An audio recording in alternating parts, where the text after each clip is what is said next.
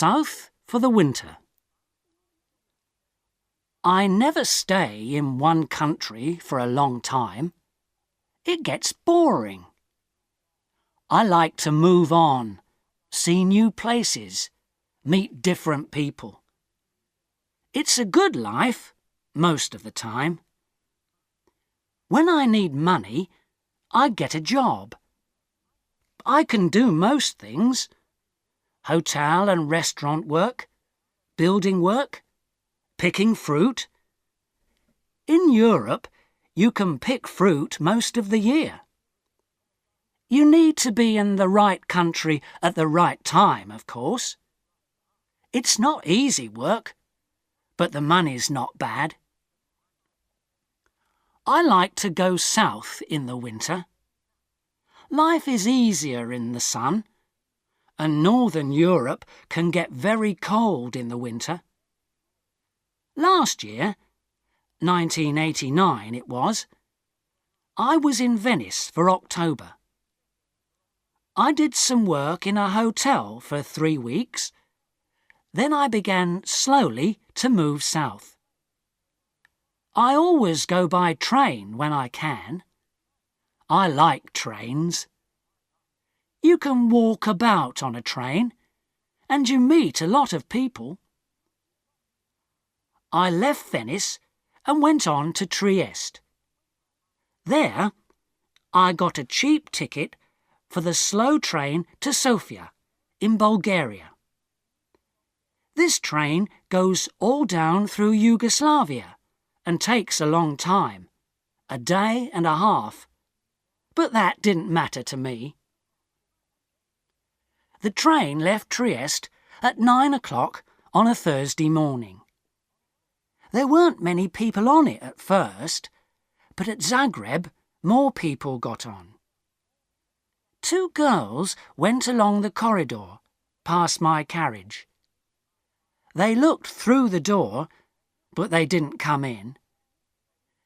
Then an old woman came in, sat down and went to sleep.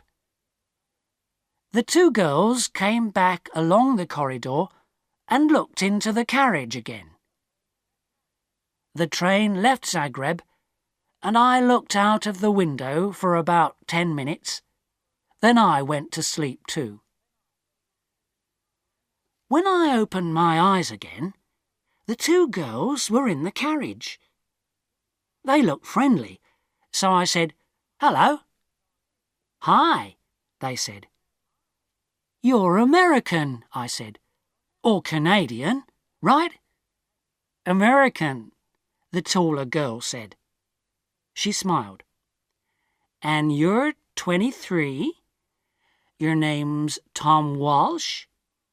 You've got blue eyes? And your mum lives in Burnham-on-Sea, UK, right?" "How did you know all that?" I asked. The second girl laughed. "She looked at your passport. It's in your coat pocket."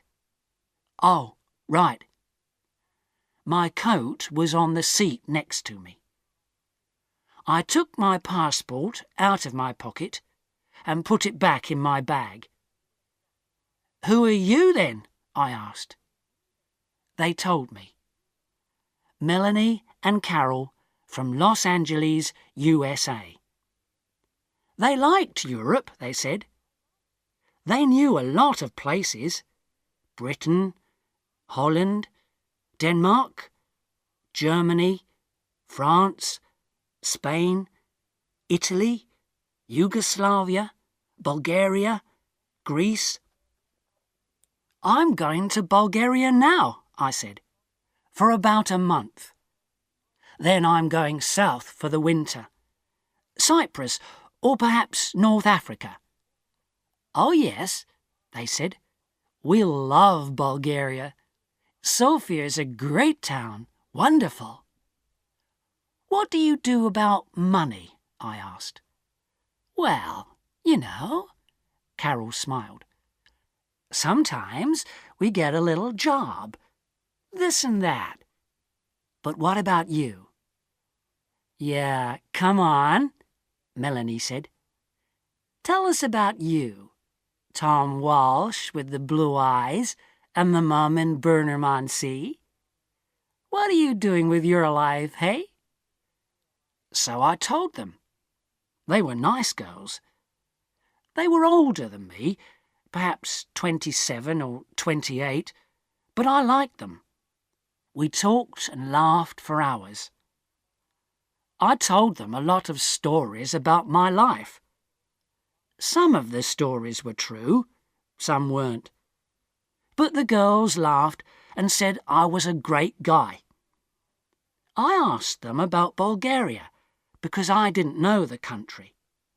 They knew Sofia well, they said. "Hey, Carol," Melanie said, "we're staying in Bela Palanka for a day or two. But let's go over to Sofia this weekend and meet Tom there. We can meet him on Saturday night at the Hotel Marmara." "Yeah, it's a good hotel," Carol told me. "Cheap, but good. What do you think, Tom?" "Great," I said. "Let's do that." The train was very slow. We got to Belgrade at 6 o'clock in the evening, and a lot of people got off. There were only me and the girls in the carriage then. The guard came and looked at our tickets and went away again. Carol looked at Melanie. "Hey, Mel," she said, "why don't you and Tom go along to the restaurant? I'm not hungry, and I want to sleep for an hour." Food's very expensive on the train," I said. "I haven't got much money just now. I'm going to get a job in Sofia." "Oh, Tom," Melanie said, "why didn't you tell us? Look, you're a nice guy, right? We're okay for money this week. We can buy you a meal." "Of course we can," Carol said. "And look, in Sofia, we can take you to the best restaurant in town. It's a great place. We love it." What could I say? I was hungry. They had money. I didn't. So Melanie and I went to the restaurant and had a meal. When we came back, Carol was still alone in the carriage. Melanie put her feet on the seat and went to sleep. At Nis, some more people got on the train, and 2 old men came into our carriage. They looked at Melanie's feet on the seat and talked in loud voices. Carol laughed, and Melanie opened her eyes and sat up. "Are we nearly there?" she asked Carol, and looked out of the window. "Yeah, about half an hour, I think." "Why are you getting off at Bela Palanka?" I asked. "What are you going to do there?" Melanie smiled. "Find a cheap hotel, meet people, take a look at the town, you know." "Just for a day or two," Carol said. "But there's nothing there." "Oh, well, you never know," Melanie laughed. "See you in Sofia, right? On Saturday night. The Hotel Marmara, okay? 8 o'clock, Carol said. "Don't forget now." "Okay, great," I said. "See you there." The train came into Bela Palanka and stopped. The 2 girls got off and stood on the platform. They smiled at me through the window. "Saturday, 8 o'clock, Melanie shouted. "Okay," I called. They couldn't hear me because of the noise in the station. They smiled again, picked up their bags and walked away. Nice girls. I'm going to have a great time in Sofia, I thought. The train left Yugoslavia and crossed into Bulgaria at 2 o'clock in the morning. Then the train stopped at some village. I don't remember the name.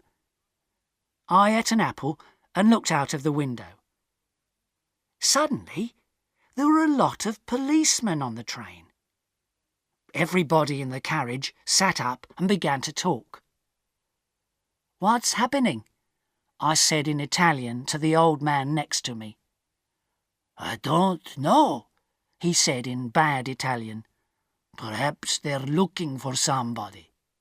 Look, the police are taking some people off the train." Then 2 policemen came into our carriage, a tall, thin one and a short, fat one. They looked at everybody carefully, and then they looked at me again. "Come with us, please," the fat policeman said in English. "What, me?" I said. "Why?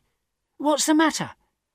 "And bring your bag with you," the tall policeman said. I began to ask a question, but policemen never like questions from young men with long hair. So I stayed quiet, picked up my bag, and went with them. In the station building, there were a lot more policemen and some people from the train. They were all young people, I saw. Some were afraid, some were bored. The police looked in everybody's bags, and then the people went back to the train.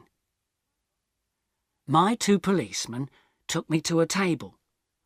"Your passport, please," the fat policeman said, "and open your bag."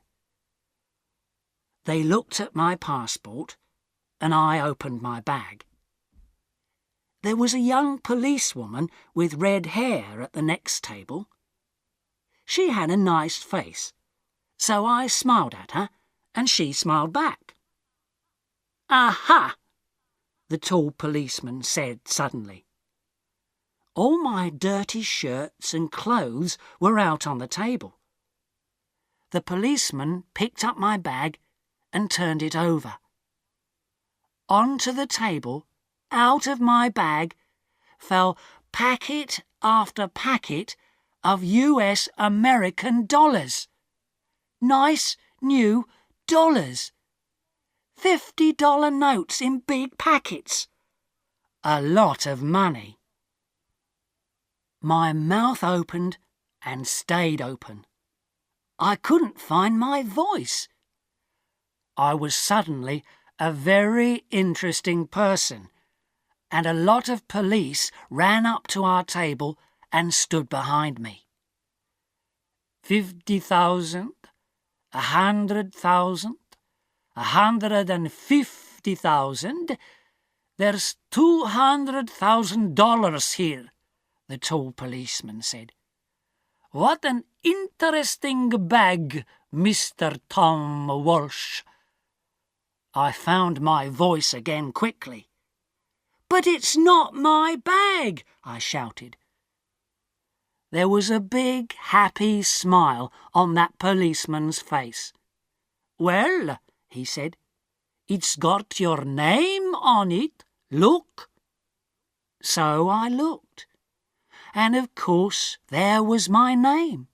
And yes, of course, it was my bag. So how did $200,000 get into my bag? "You cannot bring US dollars into this country," the fat policeman said. He had very short grey hair and little black eyes. He didn't smile once. "But I didn't bring them," I said quickly. "They're not my dollars. I never saw them before in my life, and—" There was a lot of noise in the station. I looked out of the window and saw my train. Slowly, it began to move. "Hey!" I shouted. "That's my train!" The tall policeman laughed. It was a great day for him. "Oh no," he said. "You're not getting back on that train.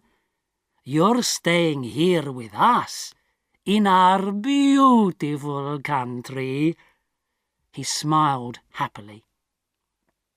So, I never got to Sofia on Saturday. I was very unhappy about that. I wanted to have a little talk with Melanie and Carol. Ask them 1 or 2 questions, you know. "You're a nice guy, Tom. See you in Sofia, okay? Take you to the best restaurant in town. Yeah, great." And I never got down to Cyprus or North Africa that winter. Oh well, I live and learn.